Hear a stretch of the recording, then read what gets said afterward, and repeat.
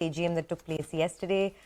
There was a succession plan that was put in place. There was lots that the company spoke about across its verticals. Harshvardhan Dole, Vice President, Institutional Equities at IIFL, joins us now to discuss the key takeaways from the 46th AGM. Harsh, thanks a lot for joining in. Your key takeaways, and is there any trigger for the stock at all?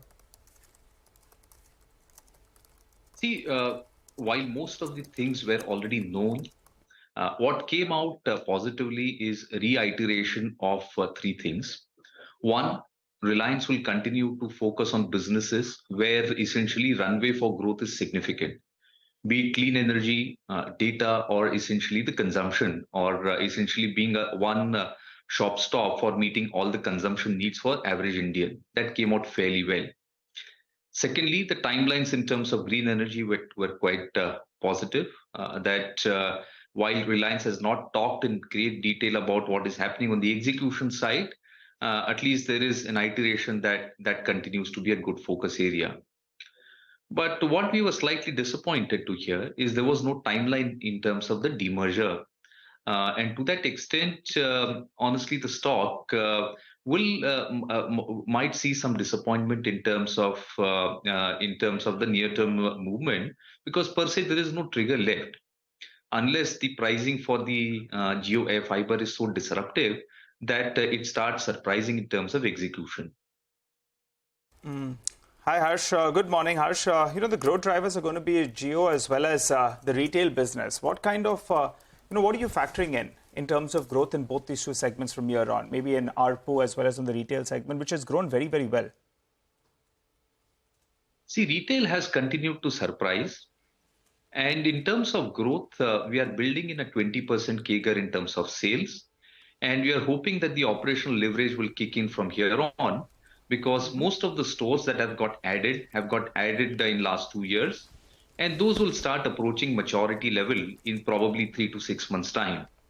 So FY25 will be an inflection point for the retail business. And to that extent, we are hoping that the EBITDA growth will be much more than the sales growth over the next, 3 to 5 years. Okay. On the Jio side, clearly, on the Jio side, clearly there is no ARPU increase that we have baked in FY24. And in FY25, we are hoping that at least the ARPU will go up by 12 to 15%. That is what our, DCF value for the Jio business captures in.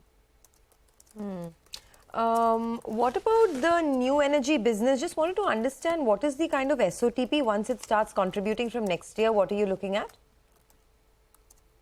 Well, that's a very interesting area. Because RIL has continued to maintain that for initial few years, as the technology gets stabilized, much of the output will be consumed in-house. So unless they kind of surprise in terms of execution and start selling and offering these services to third parties, any meaningful contribution to the EBITDA looks unlikely until FY25-26. But having said that, the stock will start pricing in, much of the upside when the first module of the solar PV starts coming in, probably by FY24-25. In our SOTP, I think we have ascribed close to about $8 to $10 billion of value, which is predominantly coming from the solar value chain. I think the street will start ascribing more value and they will get more constructive when the timelines for the other businesses such as battery packs, hydrogen, and even the fuel cells, those are made clear. We've talked about a lot of the new businesses, but I wanted your thoughts also on the traditional businesses, the oil to chemicals, even the refining margins. They've actually been improving for the last couple of quarters. What's the outlook over there, and what's the expectation over the next few quarters?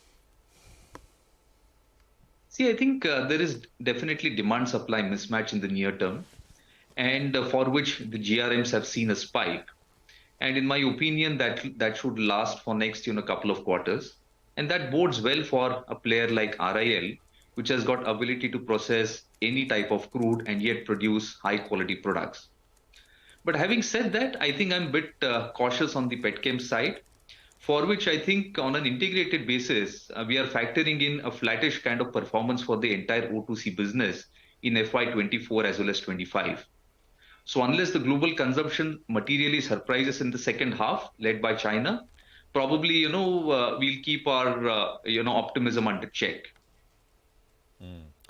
Harsh, that comment, I'm sure that you heard that, right? Where Mr. Ambani said that, well, value creation in the future will be multiple times of what has been done in the last 40 years plus. That was a table-thumping, confident kind of statement. What did you make of it? And what does that kind of tell you about the mindset that the group is looking at the future with? See, as the share of capital employed in the new economy businesses, which is telecom as well as retail, that goes up. These are the businesses which can actually contribute much more meaningfully to the EBITDA. And these are the businesses which typically get a much higher multiple as compared to the old economy businesses. And which is logical that if retail and Jio are going to be the growth driver going forward, along with the financial services which will be undertaken by JFS, logically the market cap increase in the next decade or so should be much more than what it has been in the preceding decade. So it's basically share of high multiple business in the overall EBITDA going up that should bode well from the overall valuation perspective. Okay. Finally then, Harsh, on the stock itself, what is your view now that, of course, JFS is listed separately. So, you have to cumulatively look at that because shareholders have both Reliance Industries as well as JFS shares now. What is the outlook, say, over the next 6 to 12 months on the stock itself? See, one should bear in mind that RIL beta over the last, 2.5 decades has started to come down. And that's mainly because as the share of low volatile businesses, which is consumer facing businesses, their share of in the capital as well as EBITDA increases, the volatility in the cash flow will meaningfully come down.